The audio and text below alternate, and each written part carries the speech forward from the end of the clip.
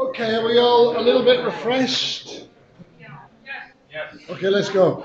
There was a neat segue into the next stage, which is about who are our visitors.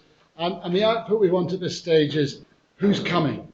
The key questions are where are they from and what do they look like?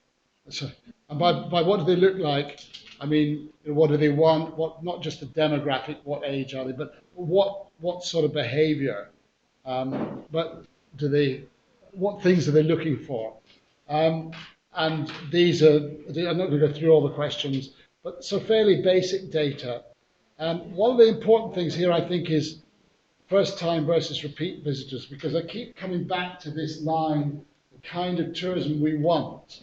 And I would think while we want to keep renewing visitors, repeat visitors are incredibly valuable because you need to spend less marketing to them.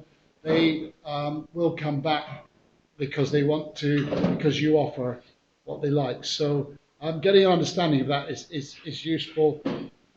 And the most important thing, while people think this is about a marketing exercise, it's not. It can be, of course, how to market to these people.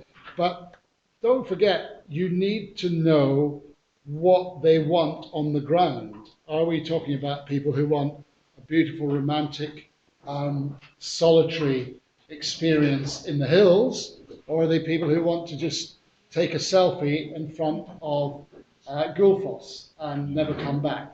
So we need to know what they're looking for, and then make a decision who we're going to target in terms of what experiences we develop and what products we put in place.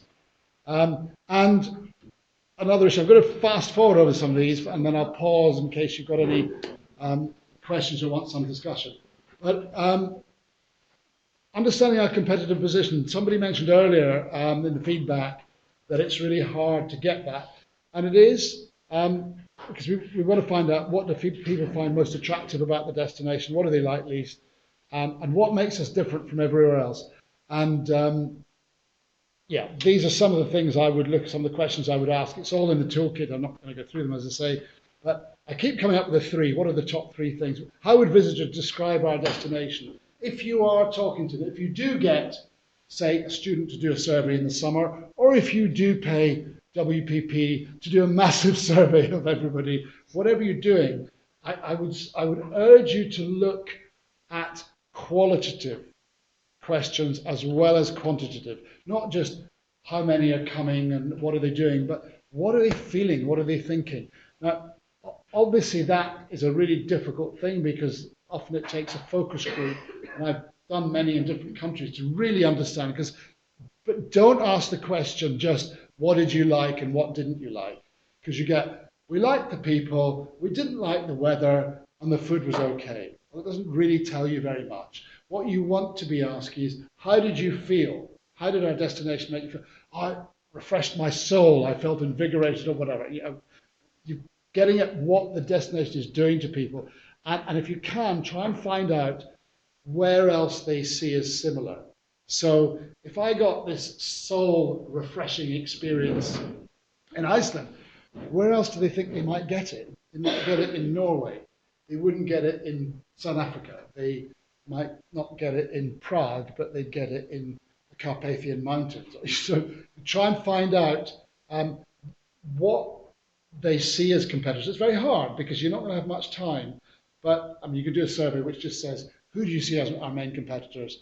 And then always have a box with an open-ended question asking them to express some sort of feeling. You know, how did it make you feel? Or what are the three words you would use to describe your experience to your friends back home? Because I firmly believe that you get far more insight from qualitative questions than you do from quantitative. Of course, you want to know how many of different types of people are coming, but in terms of the insight to build what you need for future visitors, to develop the experiences you need for future visitors, and to get the right marketing messages in place, you need to have those qualitative questions. And just this could be a whole other seminar, but just a quickie about competitor analysis. I mean, let's just say this is how I would do it. Let's say we identify one of our main assets as the natural environment. I'd put something at the opposite end of that, which is something like urban environment.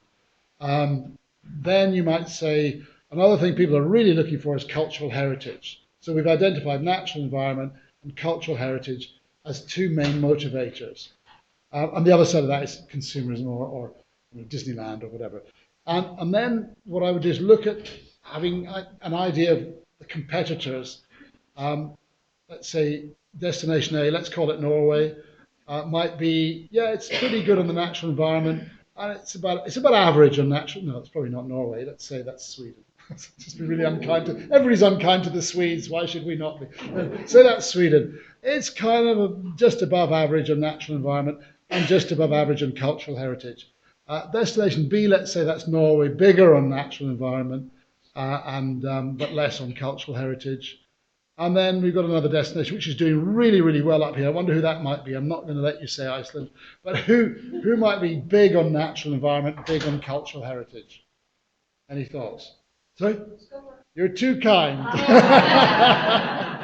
Okay, well, I'll accept that. Thank you. Let's say it's Scotland. I'm not sure that's justified, but let's say it is. And then Iceland. Let's say you're here, and obviously you want to move from. You want to beat Scotland. You want to be up here. So that's just a sort of framework for doing competitive analysis. We haven't time to go into the detail, but I do find that really helpful. But the important thing is to get these things right, your axes at the beginning, to understand what people are looking for. And then you can start plotting where you sit in relation to your main competitors. But as I say, we could spend a whole day on that sort of stuff. But I think what I'm trying to say is it's slightly structured. It's not just saying, who's our main competitor? What do you think? Try and quantify the quality. But it's giving you a bit more structure than just asking who are the main competitors and a way of doing it. It is quite simple once you get the information. The next step, destination performance assessment. This is really understanding the contribution tourism makes to the destination. So this is quantitative, current volume and value of visitors. We've just talked about that in terms of statistical data, and lots and lots of questions, useful questions to ask. I get all in the toolkit. But of course, you want to know where you stand. Is it growing or declining? I would always argue value is so much more important than volume, because you want people to leave money behind, but don't forget that numbers are important, because as I keep saying, if you go for, everybody says we want a small number of high spending visitors who will not harm the environment. Well, great, 3 visitors spending lots of money is fabulous, but they're not going to keep restaurants open. They're not going to keep shops open. So you do need volume as well, and it's getting that balance right. So knowing the seasonal distribution, where they're going, and then an idea of employment. In the tourism industry, so there you have the stuff from the visitor, the customer journey here, but also I think it's really important, if we can, to get a handle on indirect tourism. So laundries, web developers, transport companies, food producers, carpenters. Somebody said yesterday, if you find a carpenter, it was you, Danny, wasn't it? If you find a carpenter, grab your hands on him. I didn't interpret it as a personal thing.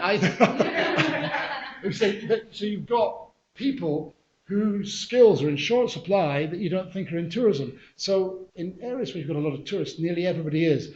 And it's difficult to get a handle on that. I mean, the most effective globally is, I'm sure you've heard of tourism satellite accounting, where you look at all the direct contributions and indirect contributions to tourism. But it's a very expensive model. So I'm not suggesting that. But I think the only way probably is to do a quick and dirty, or talk to people locally to try and get a handle on that. All I'm saying is don't ignore it. If you just stop at cafes, restaurants, and even shops who don't think they're in tourism, you're going to miss a lot of the value.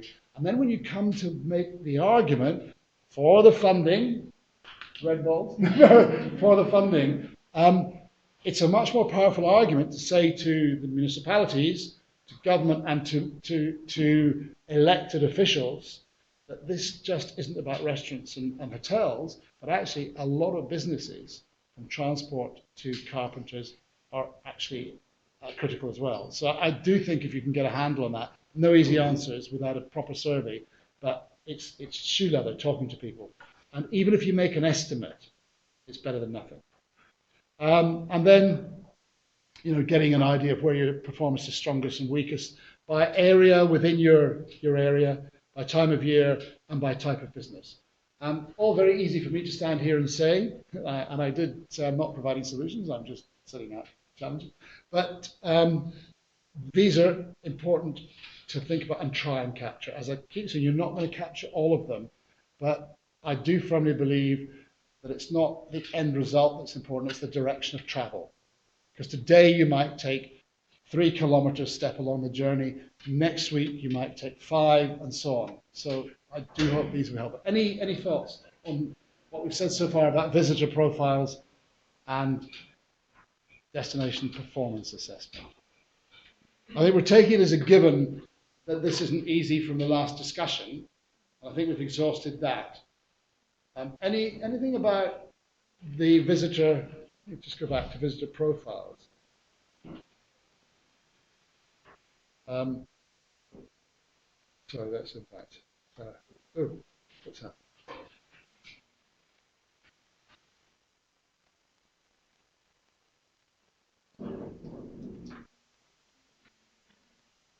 Sorry. Yeah.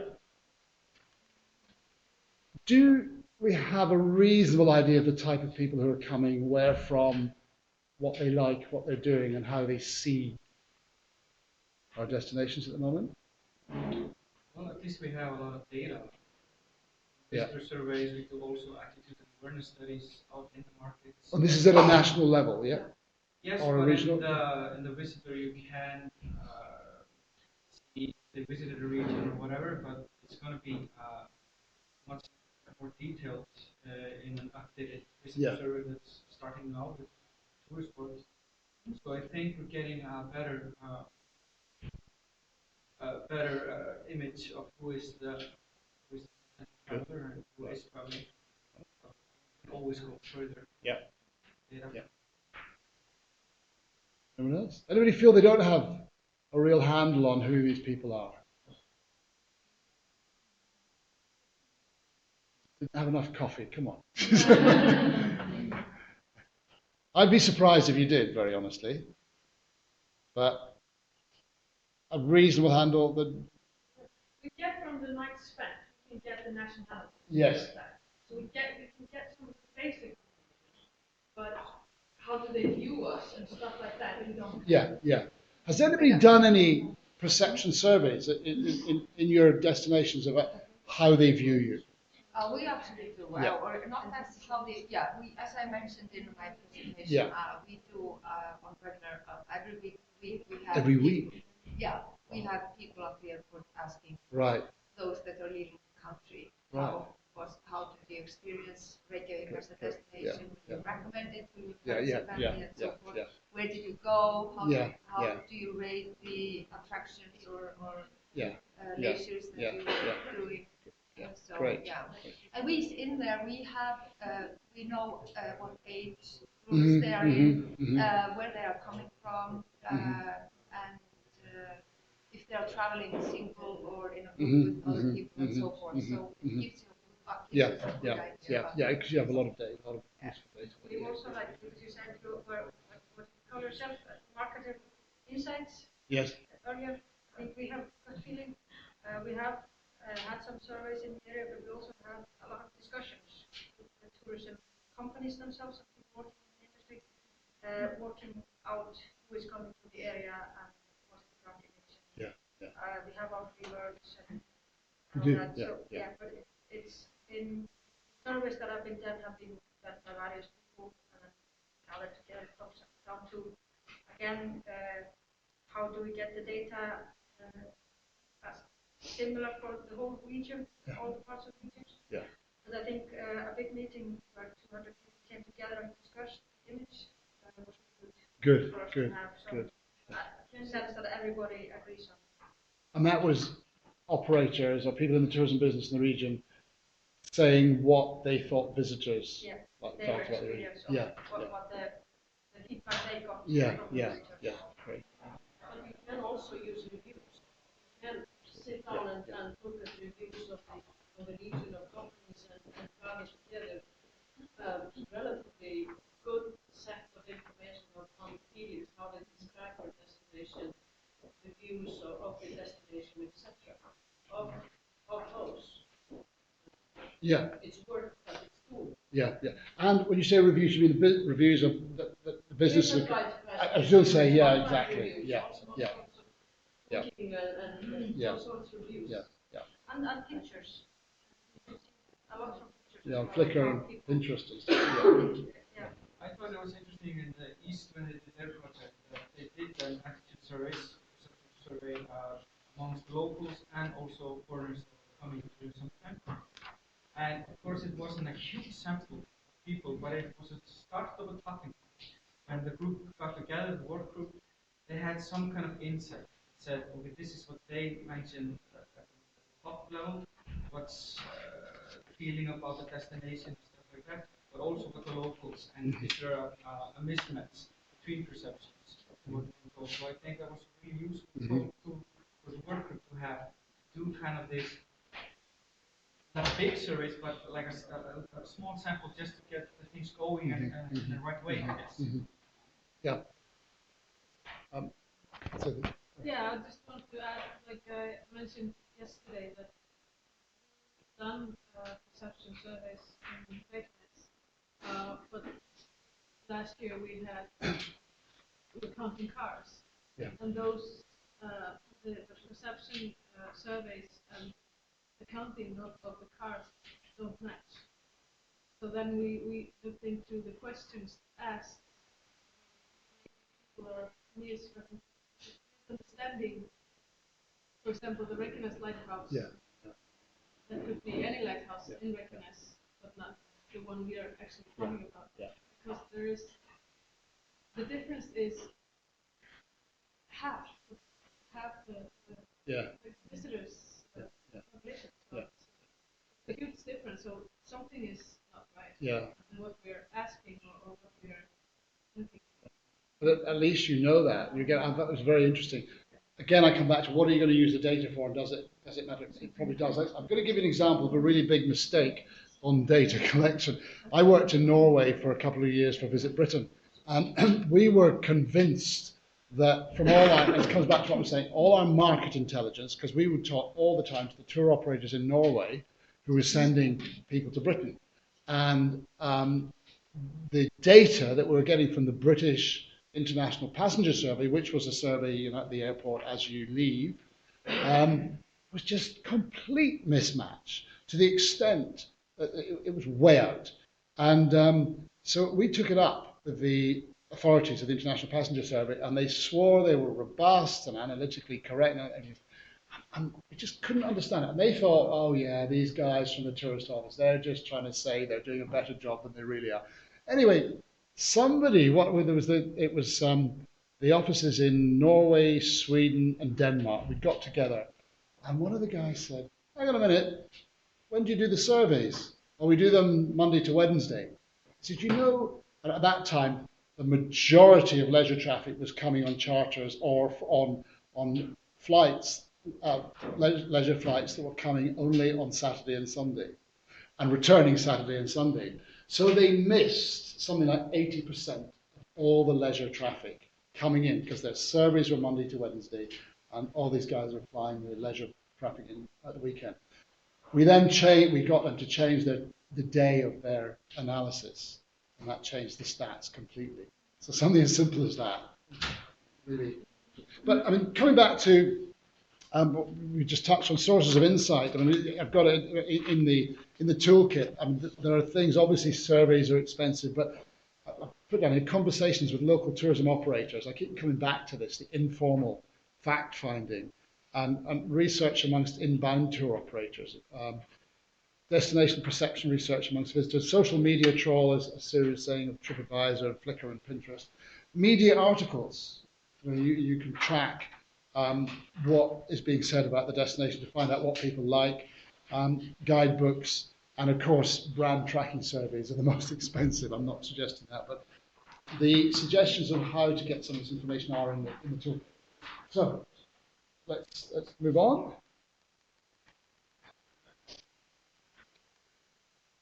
Right, going to here. Oh yeah.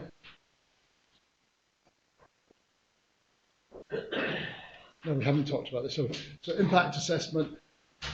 What is the actual impact on the destination? What are the positive contributions tourism makes? What negative impacts?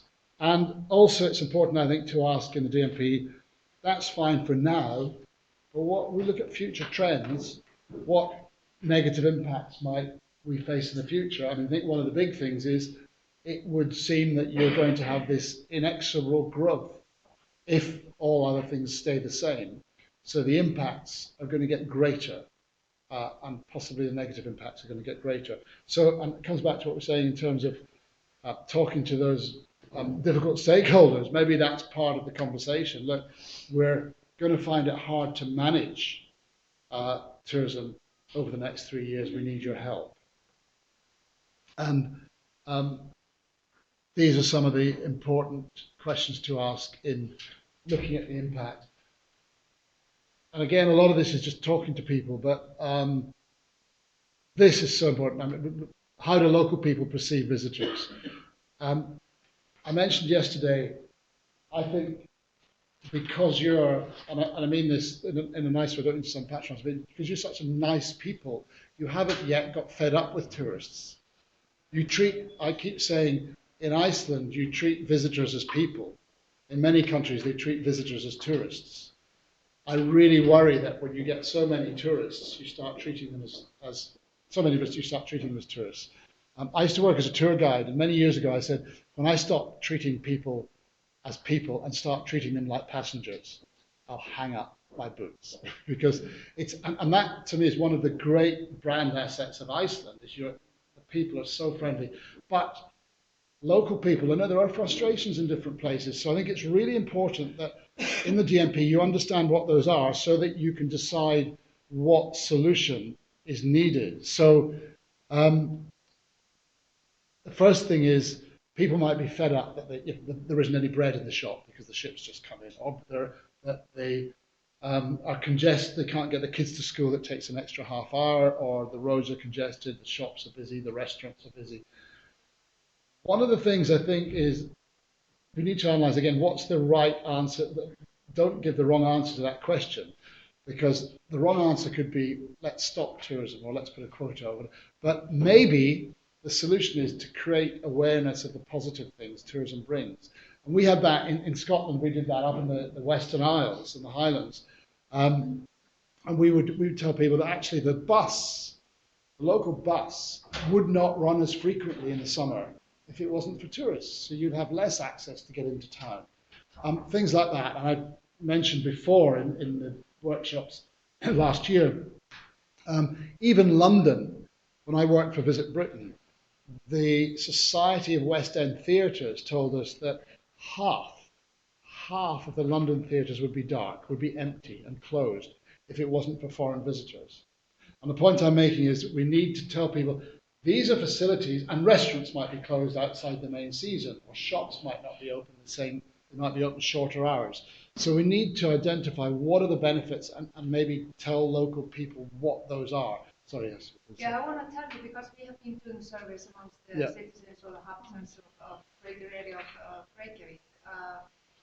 What we found out is, for instance, that those that live in the municipalities outside of Reykjavik, they thought that the city center was more crowded than those that lived in the city center, which gives us the idea that because the media has been telling people the city center is so crowded with tourists. I mean, you only see tourist stores in the city center, so that's why they get this negative feeling. Even so, it's not what they experience on their own skin. It's something that they, just second hand always.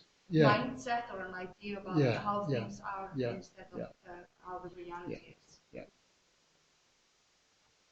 And I think it's not as a solution to congestion, but there may come a point at which you need to say the solution to the problems we have locally is to tell people what the positive stories are.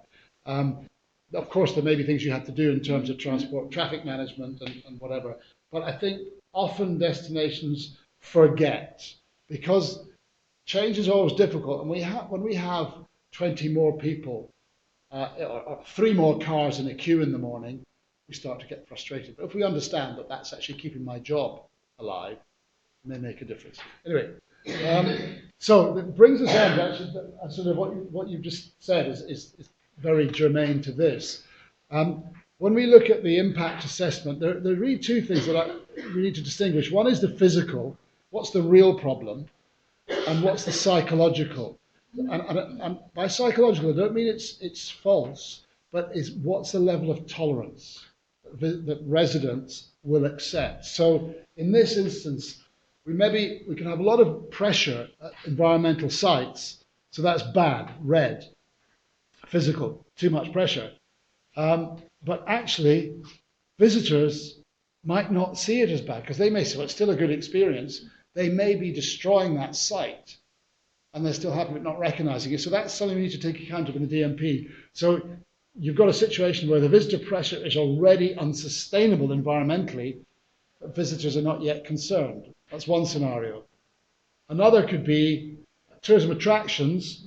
The physical pressure is fine. The attraction can cope, but visitors feel that there are too many there. So visitor numbers are well within the attraction's carrying capacity, but their enjoyment of the experience is compromised. The opposite. And actually, just going back to that, very often, actually in environmental sites, you get the opposite of this. You get visitors saying, oh, there's too many people there. I didn't enjoy the experience. But the carrying capacity is maybe still operating at 60%. So I see that a lot, particularly in national parks, in places like Africa, where you could have lots more people, but a visitor's not going to come if you do. So there are all these thoughts. Am I making sense here? This is the contrast between these two that we need to think about. Local services. So you might have the physicals fine. It's not a problem, but residents may feel, as I said, the visitors' numbers increased. There's no real, it's not affecting service delivery. Lorries can still get in to deliver goods, but visitor tolerance or residents' tolerance is strained because it takes them half an hour to get through traffic in the morning to take the kids to school. And then local facilities that depend on tourism, like entertainment, shops, restaurant. You may still have plenty of capacity, but residents find that there are far more people than usual. They can't get a table at 8 o'clock without booking, things like that. So a lot of that is about managing the actual things like the timing, but it also might be, as I said, running a campaign that says, just remember these people, there's going to be a growth in these people, but they are creating jobs. So the point I'm making here is we need to distinguish between physical and psychological pressures and take account of those. And just before we leave that, what do you think, where's the biggest problem in your areas coming from? Is it actual physical pressure or psychological tolerance? Both. Yeah, okay. Let's say cruise ships in Vestfjord. What's the issue there? It's residence tolerance, yeah. So you still theoretically have the capacity. Yeah, well, not for more tours, right? Yeah, yeah. It's basically, you always have like half a ship that doesn't want to Yes. like walking around town. Yeah, yeah.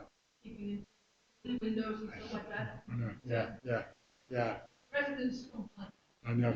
I have a slide actually I use I'm doing some work in Africa, and people love to go and see these semi-naked tribespeople with ochre in their hair in mud huts. And tour operators were selling this in Namibia.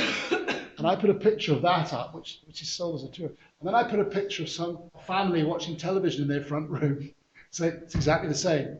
How would you like it if people came and did that? And they are doing it. Oh, look how they live, isn't that? Anyway, yeah. So, there's also a big education there issue for the tour operator, I was thinking. But, okay, any other comments on that? Yeah, maybe about how to inform the public about this process and this project, like the DMP.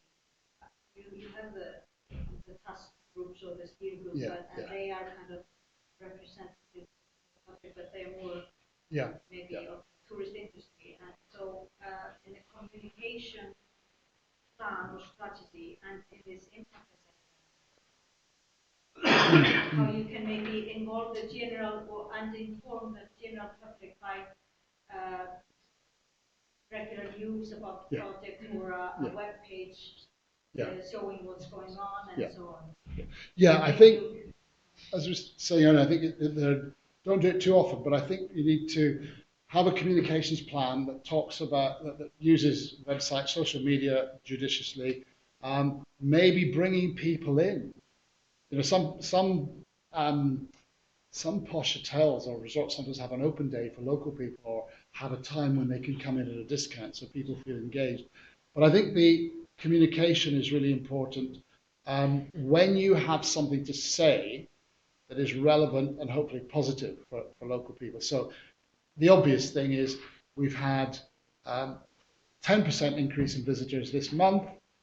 I would then not just say that, but I would relate that to jobs or relate that to, if you, maybe on an annual basis, you've kept the shop open for 2 hours more in the evenings, or you've actually stopped the restaurant from closing, or kept a restaurant open all year round. I'd want to try and put in a community benefit in the communication of things like tourist numbers so that you're getting that positive story across. So press releases, yes, social media, and working with local bloggers and media. But I think the idea of open days as well is always quite positive. If you have a particular attraction, like a cave or whatever, maybe once a year you could invite people, residents, to come for free or give them a discount so that they feel it's for them as well. But slightly, still communication, but it's not. Yes, from the start in East Iceland, we also had thought a lot about this. How can we reach out to the residents? And that has been the hardest part. We have made an ambassador list for each town, which is like the ambassador for the DMP or the destination.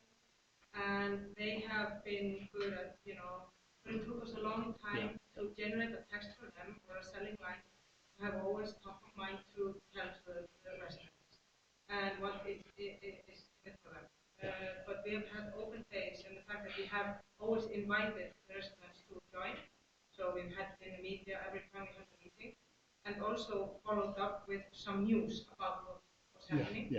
That has encouraged a lot of residents to look what we're doing, but a lot of them are not at all. I think to have it as an open process in a way that you can control, like the visitor or like the visitor survey we made a lot out of that for the residents. We had like posters all over the place. There was a person driving around the towns, and it was also online. So that made people also aware about this and what it was. So we had this indication for both the visitor and the resident. And then we had this, of course, presented, and it was in the news and so on. And a lot of people got very angry. A lot of people, stepped up their game. Great, And we had to go to the community to discuss this, what the outcome and so on. So it made a lot of talk in communities, and also how we're going to do it this summer. We're going to change it a bit, but still we have these indicators, and that's also about the experience, both of the residents and the visitors. That's great. That's great. I'm going to ask a question, and I know what's going to happen next. You're going to throw them at, how did you fund that? Go on. Throw. We ban funding. That's anybody who talks about funding resources. But yeah. We had a student come in to do the survey, and she was partly involved with marketing and then this survey. we did a lot on our own and our workplace because we wrote down why we did it, and it was very important for all the projects we had within the organization. You know, the outcome from this, and outcome from the DMP and the development on the destination will affect the organization we work in. So we have always had good help within the people. We have, you know, research team within Österbro and university, like people and so on. So we've had easy access to many resources. But we could not have hired a company to do this at all. But it was very in our heart. It was a very important thing for this project, and I think that's why we kept us, you know, driving further with long hours. I think sorry. Easier in the smaller communities. Absolutely. The access to but we have always had the right people to come together. That is for free. That's fantastic. I mean, there you have one of the answers. And we talked about that, the roles of stakeholders and the DMP advocacy earlier on. So that's really great to hear that example. Would you be happy if people phoned you up to ask any more details from time to time? Yes. Good. And I think what you've said is self-evident. Was the student paid or was that volunteer? Yes, no, she was paid. Yeah, okay. We had as well university students last year. Again, a little bit different. So we have others, but that was very about the tools that when they were entering the region and cities.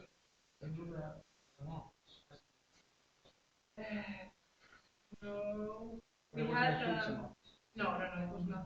We have a person, a specialist with statistics and methodology within Österbro, which did analysis of it. So she worked on it with us as well to interpret the results, but on a larger scale and so on. I mean, we had 1,000 responses on the visit.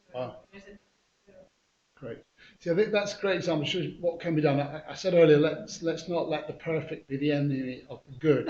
We can't get 200,000 responses. Let's not worry, but do what we can. That's a great example of taking those steps forward. And as you say, I think in smaller communities, you're going to have much more chance of harnessing volunteer effort and pride, local pride and commitment. So. Quick one, we talked a bit about stakeholders, particularly with regard to the steering group, but I would say we need to do a stakeholder map that just gives us an idea of who our stakeholders are, how might they be involved in developing, managing and implementing the DMP, and really knowing which stakeholders will help you drive the DMP forward. Who are going to be the positive ones? Who are going to be the people that are going to not help and harness the positivity which we've just heard about? And the various sectors, the private sector is really important, obviously the municipalities, public sector, natural environment, heritage, arts, culture, and civil society, the community. But I think, again, you're going to know a lot of those people anyway, hopefully, in your areas. But assigning the roles, just a very quick overview of stakeholders. I'd say your primary are people who would be on the steering group, who are going to be active advocates of the DMP and the task groups that we're talking about. Those are the key primary stakeholders that you're going to need to nourish. And I think, Mari, you just said something about having the message or the line that you wanted these people. It's going to be quite important to brief these people so that they have 2 or 3 key points that they can talk about, that they have the, if you like, the brand message, the corporate message about the DMP, so that they don't go off piste and say, well, between you and me, I'm involved in the task group, but I think it's a lot of rubbish. Or you want them to understand what the DMP is about and be able to communicate that to people. The secondary stakeholders are just going to be people that you need to nurture, that are going to be supportive and enthusiastic, but they don't need a lot of hand-holding or the core messaging. They're just people that you want to just keep warm and occasionally communicate with. And others are going to be the community at large, businesses, and probably their main interaction with the DMP, if any, is going to be at the level of consultation, when you ask sort of questions we've been talking about, when you do a destination audit, and communication, which we've also just been talking about when you communicate progress or any particular issues. So that's roughly it. There's more detail on that in the toolkit. And you could have, Daniel's done for Österland a very good stakeholder mapping tool. I've got one here. This might be the sort of thing you might want to develop a list of stakeholders. We've got a comment column here. All I would say is never write anything negative. So you've got primary stakeholders, but the comments might be about people's willingness to be involved in task groups. You don't need to do anything as formal as this. You might feel it's helpful, but just a stakeholder inventory.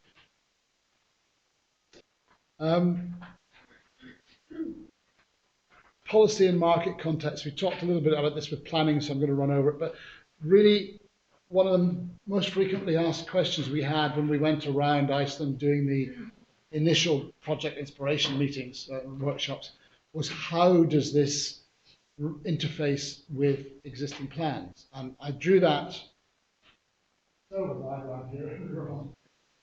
But I think that there are two things. It's a plan which is devoted to developing totally to tourism, and it should integrate with the other plans. It doesn't replace them, it doesn't conflict with them, but the bits that are relevant should be taken into the other plans. So, I mean, for instance, your DMP, again, coming back to cruising, because it's a really big sore thumb, easy to talk about.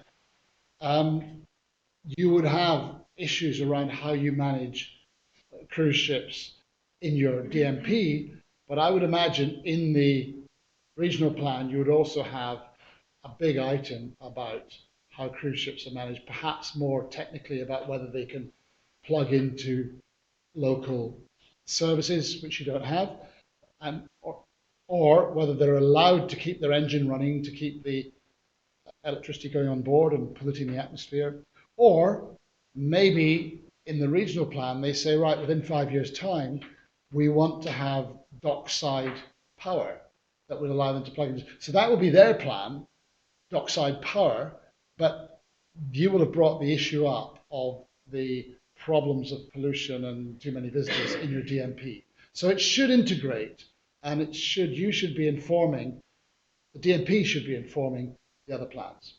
But it's really important, I think, to know what plans exist.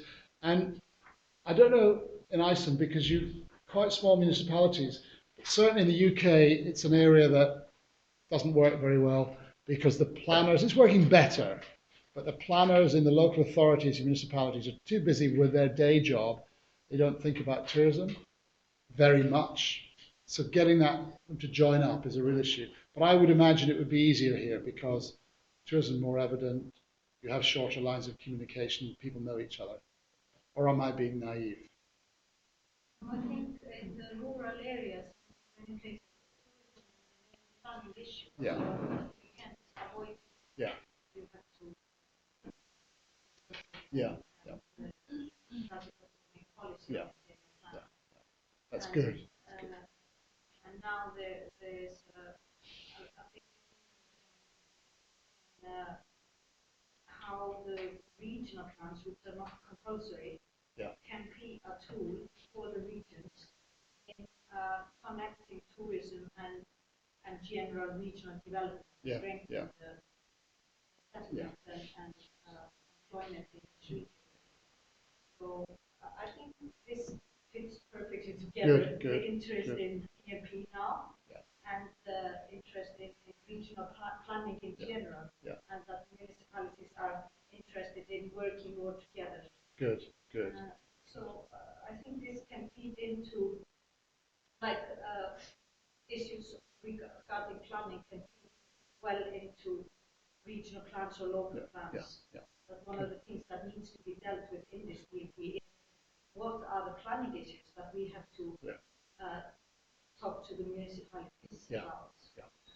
And I think it's really important that you are seen by them as being constructive in wanting to talk to them about it, rather than it being an additional. Yeah, in some areas it may be, like in Northeast Iceland, there's now an initiative by the municipalities themselves about a regional plan which only deals with tourism. So that can happen also, that in regional plans you can decide what issue you're focusing on and leave all the other issues out.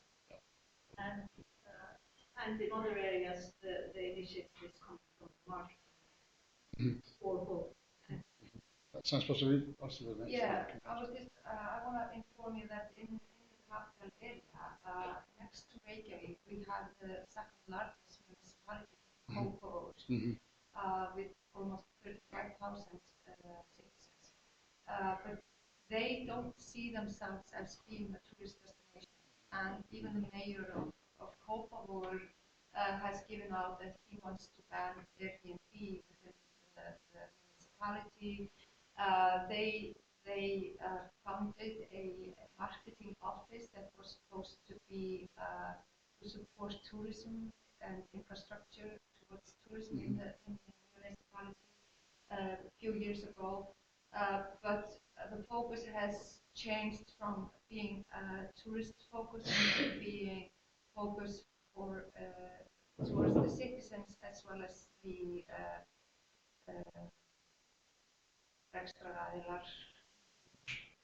businesses. Yeah, so they don't see tourism as being something that will support the municipality or the community. They even want to push it out. But I mean, we see in Reykjavik, we see so many potentiality for tourism within the municipality, because they have like this cultural museum area in where you can go from the art museum to the nature science museum to the opera or concert hall and so forth, and the swimming pool, which has quite an attraction to tourists next to this area, and they don't see any potential. But then we have another municipality which is seat for tourists that is like furthest away from Reykjavik. In distance. It's a real problem, because do you spend your time trying to convince them? Probably not, because there may be political reasons why somebody, often you get, even though they might know the benefits, the political reasons might prevent them from acknowledging them. I think the best thing is to just work with the people who want to work with you and try, and it's the old story, if the train's leaving the station, and they see it disappearing, they might want to run and jump on. But is there, I guess it's also an issue though, is Airbnb, I know is an issue, but is there a disconnect between the tourists who might be staying in the area and where or tourists coming to the area and where they're spending the money? Like yesterday's example in New Forest, they come in buses, spend no money, but use the roads and facilities and leave. Is there any, or is there a real benefit? There are a few guest houses there already, and what we see, because I live in this municipality, I was actually the managing director of the marketing office before I had progress for at the Visit Reykjavik. So there are so many potentiality for the municipality towards tourists or tourism, but I'm not sure why this change of mindset has been in the last couple of years. But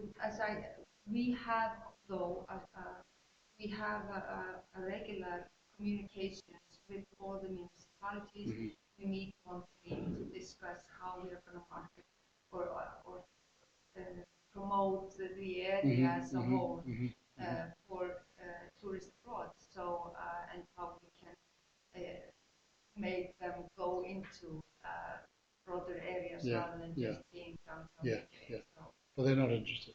I mean, fair enough. I would say not very. I guess it's their democratic right. It's a shame if they don't work together. Many years ago, Edinburgh, where I live, had decided that they didn't need to invest in tourism because everybody was coming anyway. And they withdrew all money and tourism function. And after a few years, they found there was still a reasonable tourist business, but they were slipping behind. When they compared themselves to other cities, they started to slip way down in performance. And then they had a crise de cœur and a crisis, and they said, we've got to do something. And they set up a Visit Reykjavik, a Visit Edinburgh, Edinburgh Marketing Group. And within a few years, started not only to grow tourism again, but to manage it more effectively. But it was, I would say in that case, it was an arrogance because they were getting a lot of visitors. And you can see that happening from time to time. There is no easy answer other than I think work with the people that are happy to work with it. Maybe they'll see benefits and feel they're missing the bus. I think they will. Yeah, hopefully so. When we talk about regional planning, it's quite a heavy topic. In these licenses, how many months ago, 4 months ago, there was a decision on a regional planning for the whole area. And we have a representative in there for the tourism. So we have yet to see how it will work out. Yeah. But that we have one step in there regarding tourism is really great. And they are working very closely to the destination DMP or we have done. So all reports, everything they will do will be in the same design and the whole, like it will be in this approach for the whole thing. So that's very, very good. But we have yet to see how to function and work further. Yeah. But it has, yes. Well, that's great that it's integrated. I mean, one question that I want to ask you in terms of the planning authorities. Well, I'll give you an example. In the UK, we have two types of planning authority, or people. We have what they call the old 1960s planners, who are thankfully retiring now, whose mentality was, no, you can't build that there. So you had people going around stopping people putting conservatories on their house. It was very much policing. And then we got into probably the 80s and 90s, and you started to get planners who were more into economic development. And so you switched from being police, who said, no, to facilitators who said, okay, how can we help you? Where in that spectrum do you think planning mentality and the planning authority sits in Iceland? It sounds constructive to me. It sounds more like they're more facilitative. Okay, right. I know where the planning consultants are. I think that in recent years the planning authorities have, at the municipal level, they're discovering that they can be strategic in their approach. Good. Yeah. And that plans are a tool goal to receive some aims. Right. So at least the planning field is more strategic and planning as we described in the second phase. But of course, there still exists mentality that this is only about, and I think that's maybe the general understanding still, that planning is only about what you can do or can't do. That you just wait until someone comes and asks, can we put up this foundation or and you either can pay it or not. So, but of course that's still, and it's going to be part of it. It'll take time. But it needs to be part of it. The planning control. Yes, of course. Or building control or whatever. And so we're kind of, we've been in a transition. Understandably. I think that the planning has become the biggest issue within the municipalities. Mm-hmm. And like I told you in the presentation yesterday, when the growth is so fast, you make a plan and then you have to reconsider it and reconsider it and reconsider it the whole time. So the planning office has went from one person to a big office. With a lot of people. So that's and we're still talking about 2,500 inhabitants. So it's really a huge thing, and that's why the politicians were a little bit skeptical. And now what? More planning, and then I wish we had a different word. Maybe making things better for everybody would be a good. But I was going to say, talking about transition planning in Bristol, where I did that piece of work I was telling you earlier, they actually changed. They asked me to sit on the interview panel. They changed the department to Department of Place. It sounds a bit funky, but place was about how we look after, how we decorate, how we project, how we build, how we manage the place, and planning came under place. So it changed the whole mentality from being planning control to place development. Anyway, we should move on because otherwise we'll never get lunch. So yeah, I think basically this is about just saying, make sure we know what other plans exist and who's responsible for them, and how to begin a dialogue with those people so that the DMP and tourism is treated at a policy level in those other plans. The next item is SWOT analysis. A distinguish between a SWOT, strengths, weaknesses, opportunities, and threats, for the destination, which is about how good are we, how accessible are we, and the DMP development. So again, it's like the exercise we did earlier. I want to look at the process of the DMP development. And you might have some of the same answers, but the key questions here are what strengths, weaknesses, opportunities, and threats do you face in developing a DMP? I actually kind of think we've done that, haven't we? Because I was going to do an exercise here about how we prioritize them. Just let me say on this that in SWOTs, the worst thing people do is just list a lot of stuff. Just put everything in there. Oh yeah, my granny's being beat, or whatever. It really should be, you can have a lot of stuff in it, it should be prioritized. And that's really important. It shouldn't just be a list of everything. So Tom, I think we haven't done anything about the positive side of it. Okay. We did talk about the weaknesses and threats. Okay. I think we are facing. Okay. I think it would be of value to okay. look into the strengths and opportunities. Yes, if you're okay. Okay, well, do that. Let me just see what we. Or do you agree? I'm not sure if everyone. Yeah, I mean, the last question was rather main challenges. Yeah. Okay. Well, let's do it rather than going to groups, because I've got a group in a minute on that. Shall we? Let's look at the positives. So I'll put a few up and then let's discuss it in open session. Is that okay? Yeah. If you want to break out, we can, but it'll take longer. Okay. So yeah, the positive, for instance, so you might have. I'm sure you've all got dynamic, committed stakeholders. Good critical mass of tourism products might be strengths. Opportunities, I always do them after strengths rather than go straight to weaknesses. But I would hope the DMP is a fresh approach to unite stakeholders behind the growth strategy. Here are just some examples of negatives. So let's on the basis of that, let's just thrash around for a few minutes. What do you think are the main strengths and opportunities in developing a DMP? Not of the destinations, but in developing a DMP. So thanks, Ursula, for suggesting that. I think the biggest strength is that we're doing a DMP for the whole of the country in the same message. That's the big strength and opportunity. Okay. If it was just me doing it for my destination, it wouldn't be as useful. For example, for the funding, I'm not allowed to talk about. And the planning that comes. Yeah. He can talk about it. Actual question. I still get it thrown at me. Yeah. Okay, so it's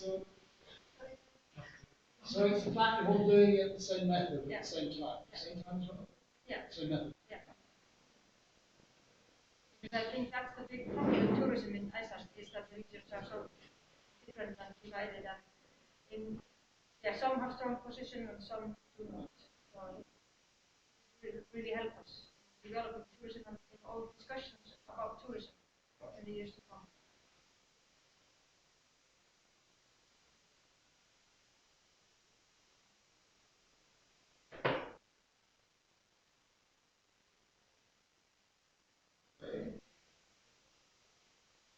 Hopefully, really all talk to each other. Hopefully, this will also stimulate a bit of debate and communication between you. And I would hope you would be able to phone each other up and say, I've just faced this problem, what did you do about it? Do you have that kind of relationship, or are you also working in silence? Okay. What are the strengths? What are the strengths, and we're going to opportunity?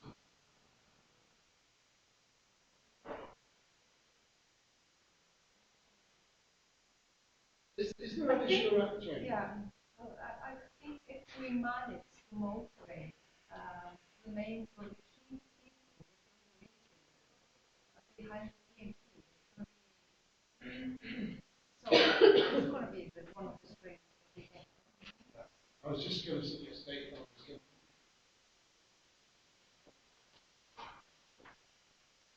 you've already identified that's one of the biggest challenges as well. But it also gonna have a positive impact to all the talk of the town about tourism, undeveloped and overcrowded. And you have an opportunity of changing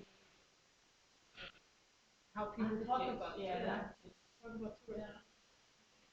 Positive and negative, I guess. It's just about the issue. And how we talk about it. There's probably less developed tourist places in our region, at least, think more in that direction. So,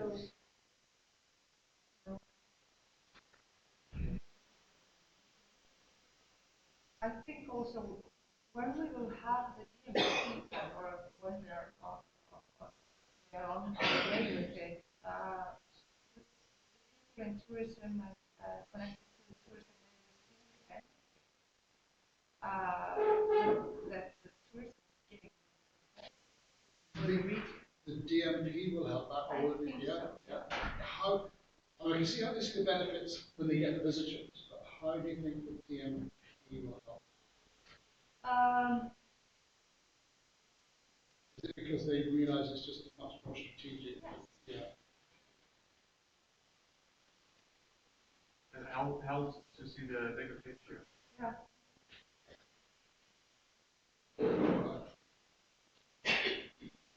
For the residents as well.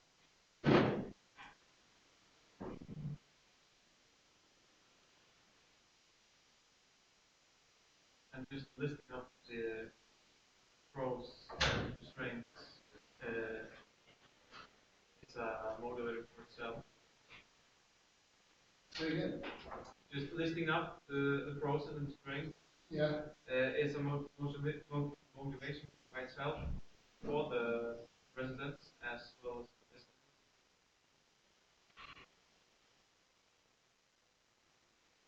the visitors. It's also a link of the talk of the town.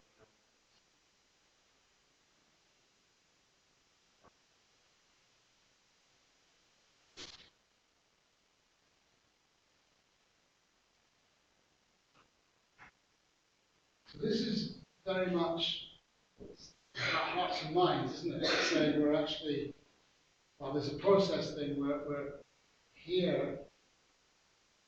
It's good that we're all doing the same thing at the same time. That's process. The rest of it seems to be very much about hearts and minds. Everybody has hearts and minds. And how do we help the government to accept tourism as an industry, or planning, holistic, recognizing tourism. It's surfacing now, but with the DMP process, we're probably making it easier for them to make positive impact. And I know you're not mentioning funding thing there, but that's where you're going with this. No, that's Indeed. Do you not think government recognises it? I mean, it's going there with the task force, tourism task force, and everything, but it's taken a long time to get there. I mean, you don't have the government of transportation. It's not there. They know of what needs to be done there, but that's more of a problem for them than something else. But there's a lot of governmental areas that don't get it, or they don't think they are part of tourism. Because externally, when you read some economic reports by Iceland, then you see all this talk about how Iceland realised that tourism is the new fishing. But that's interesting. I think that's because we're really young industry and we don't have a lot of departments working for us. The fishing industry and everything else, they're much further than we are. We are way behind there. think it will help us having a very strong voice and also the positioning of each region throughout when the process is done. And I think also discussing other, like I was saying, like maybe road companies don't consider themselves as a transport person. So then we have this, and I feel the road companies more and more engaged now, and we've done like a sign program for Finland, and we had a very strong voice because we had done the planning, and then they were more into it, and because it's covering the whole region, and because we were also doing regional planning, they said they had a lot of problems when maybe one town municipality was asking for different things and so on, and it was not part of something bigger, a bigger plan. So we have a much stronger voice with many stakeholders, big stakeholders.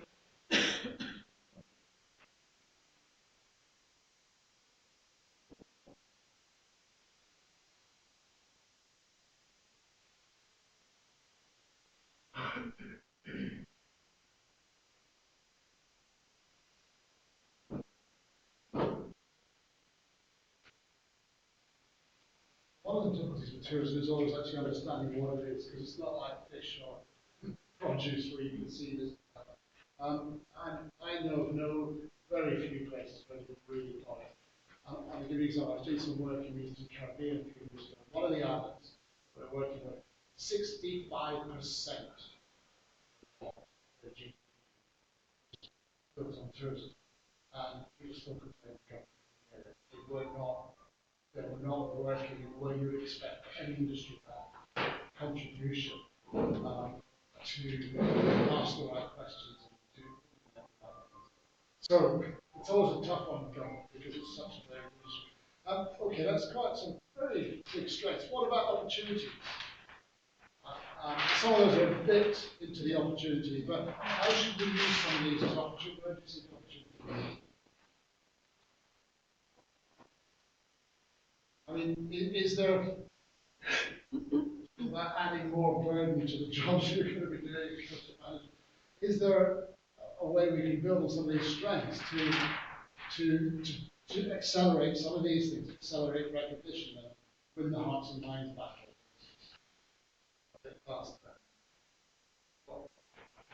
I mean, there are opportunities in the planning. Better efficiency. Yeah, I mean, I know that we are not, Iceland is not occupied. I mean, we have pressure points around Iceland where they're more popular than others, but we have opportunities in the planning of Reva Ferðamenn. Yes, exactly. Inspiring. Yeah. Inspiring. But there are also immense opportunities in the region aspect of tourism in terms of distribution, in terms of doing jobs, in terms of changes in the industry. That creates and it creates. So, is that you mean to increase the take-up digital? Well, to increase the number of jobs, the kind of jobs. Oh, in digital? Yeah, in digital, in relation to tourism. Yeah. We tend to put things into silos, but the digital silo is more and more becoming a tourism silo. When you look at companies like Duham and what is it, Trip, they're mainly technical companies, but they are in tourism, and I think we draw them in, and there are immense opportunities all over the country to scale up the capacity. I think one of the biggest opportunities is if the DMP plan is done with the communities, the local people, and is done in a way that shows the local people that it's a sustainable approach regarding nature and also the culture. If we are able to do it with the DMP, I think the most opportunity is gaining back trust from the local people. and also the government, all of the stakeholders, is gaining the trust and the reputation. I think is a huge issue with this project to try to get forward. I would like to say the opportunities to address some of the issues that we haven't done. This kind of puts some pressure on us. For example, with the cruise ship, or decisions on where to build, stuff like that, which can be sore subject to go into, and if we weren't pressed to do it, we wouldn't do it. So I think that brings up the opportunity to tackle some of those challenges. Yeah, exactly. And also gaining more understanding of doing more research and monitoring it better, I think comes also from this work, that if you're going to do this kind of project, you need some insight. From that, you need more research and data. So hopefully, government will understand it more, that this has to be maintained in a long-term sense of way. If that makes sense. And it also gives us an opportunity to protect our nature, take control how tourism develops in Iceland. We are seeing many areas where there is maybe out of control construction, natural sites. It's really important for us to What about getting more invested into the area? Because if you were telling you're going to build it up like this, companies like, hey, I want to be there. Through the process, you will see also gaps that are like unexplored opportunities, and if you can in some way have that alternative way of story, then you will attract investment and more people in the area who start going that direction.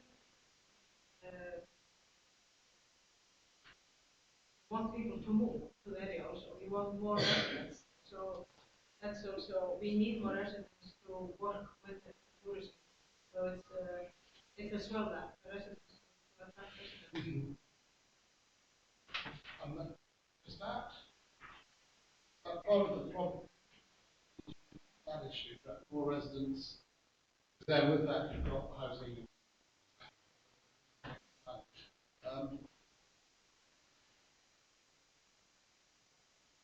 So it's big. It's just very interesting. It's a really good discussion, this, I think, because there's some really big things that come out of this that are bigger than tourism in many ways. I'm sure already for developing private partnerships, but planning it's a public sector that is doing the policy, but in this case, you need the public and private sector to work together, and you need it increasingly in the planning field as well, but in regional development and in implementing specific projects. Does that happen a lot anyway? Do you do a lot of public-private partnerships? No, I don't. No. That put something like the regional part there is not public-private partnership.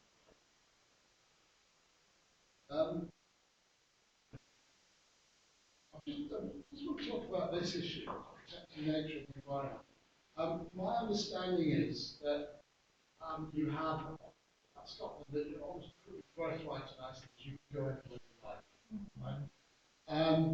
It strikes me that some of the areas where we're getting real pressure for environmental sites, from what I've heard going around, it's really difficult to come up with a solution, because how do you put licensing, do you charge people to put it? All of that would involve legislation. That's, yeah, I mean, I think just like in the UK, the ramblers' rights, so-called, the right of passage through uncultivated land, etc., is legislation that was put in place many centuries ago, and many people hold on to very dearly. And any time you mention that you want to change this legislation or even want to open a conversation, people get very upset. But that legislation was literally made centuries ago. And is way before globalization, is way before the advent of the passenger airplane. So this legislation is not going to be something, well, whether it is now or in 20 years, whether it's in Scotland or in Iceland, is not going to be sustainable. The law will change because the airplane has made it so that we cannot go on in this way. And that's going to hurt a lot of people. It's going to hurt Icelanders that like to walk around somewhere and look for ptarmigans to shoot, right? But I think we need to at some point be honest enough to say that it can't go on.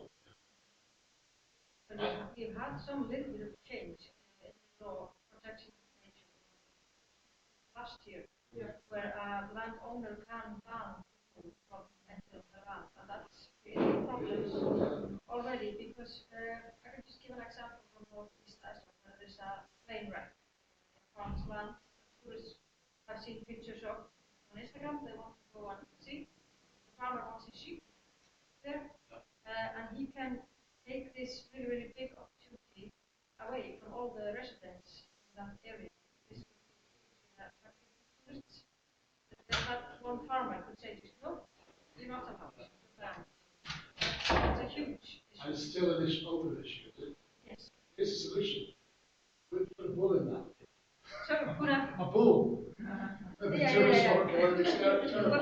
no, I want the tourists in court, so not me. But then we need to find a way where it's also in the landowner's interest. Yeah. Because the ask of landowners, like you can hear that my parents are farmers, so but the ask of the landowner is always to give away for free. Let this happen and somebody else makes the money, right? And that's not reasonable. That's not a reasonable ask. It's not a fair ask. So if there is an opportunity there that happens to be on the farmer's land, we need a mechanism that delivers the value to the person that is suffering the disruption and doesn't deliver the value to somebody that lives 300 kilometers away and puts people on a bus and drives them there. And that opens up for what is happening now in Iceland is that there will be a fee everywhere. Because the answer to that is setting up a fee station, charge the tourists for coming. It's okay to charge for some service or like a national park to charge entrance, whatever, but to have a fee in every tourism attraction around the country is a horrible situation that we are going to be facing because of issues like that. You say that's a possibility this summer? Yes. Because it is happening. It is happening. You can charge it to I mean, I've been all thought to this, not because I struck me so much that this is to me one of the biggest problems facing. Because as you say, but also social media, you put that plane on the field with social media, nobody's ever heard about it, suddenly next week 500 people. But and the ways of enjoying that are regulation, licensing, private quarters, whatever. I guess there's a big issue though at a national level. If you're adding all these fees all the time, suddenly you've got 20 new fees. You priced an already expensive destination to higher.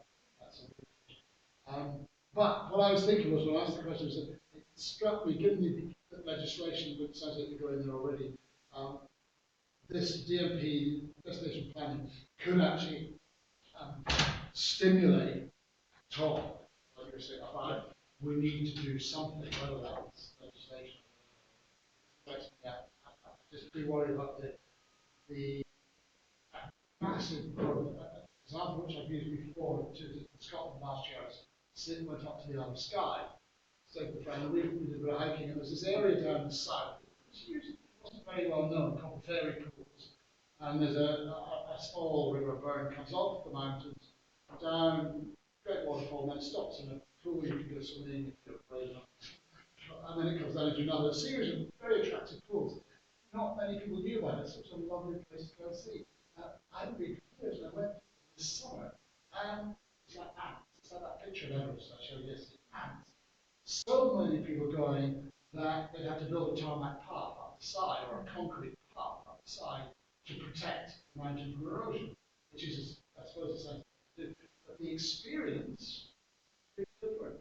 And I said, how does this happen? Because Game of Thrones, as I think has also been filmed there, lots of films being filmed in the sky. They said, no, nothing was filmed down here.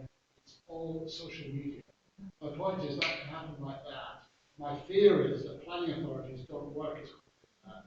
Suddenly it happens, and this next year you've got 5,000 Chinese in some areas that you knew about, and you haven't got time. But anyway, that's been really interesting for me. Thanks for that. That's bigger thinking than I had indulged in myself. So let's move on because we need to have lunch fairly soon. But before we do, what I want to do is try and do a bit of gap analysis before lunch. And you get to the end of this destination audit and performance assessment, and we need to know what Donald Rumsfeld said. What are the big known unknowns and unknown unknowns? In other words, what don't we know that we need to know to help with the plan? And so here are some of the big questions. And we talked a little bit about some of these around the area. What are our product deficiencies in terms of we know the markets that we want to attract? Do we have the right products for them? Do we have the right data? What improvements do we need to make? Do we know what skills we need? Do we need to find that out? So what don't we know? Where are our gaps? So what I'm going to ask you to do before lunch in about 15 minutes is just forget the strengths and weaknesses, because we've really done strengths and we've done weaknesses before. What are the biggest knowledge gaps do you think you will have as an area? So this is where we're going to get a bit more specific. Rather than just we don't have enough data, where are the areas that are most critical in terms of lack of data, for instance? Or do we not know enough about what our visitors want, or who they are, where they're coming from? So I'm looking for that level of detail. Whereas last time it was a higher level about data deficiency. Now we're saying, what are the knowledge gaps? It may be data, they may not be, that we need to fill. And if you can prioritize them with, say, 3 to 5 key ones that you can have. Is that clear enough? So if you do it in your groups, and then I'm going to ask you to feed back again. Please appoint a scribe and appoint somebody to feed back. We'll do 15 minutes, then have lunch, and then feedback after lunch.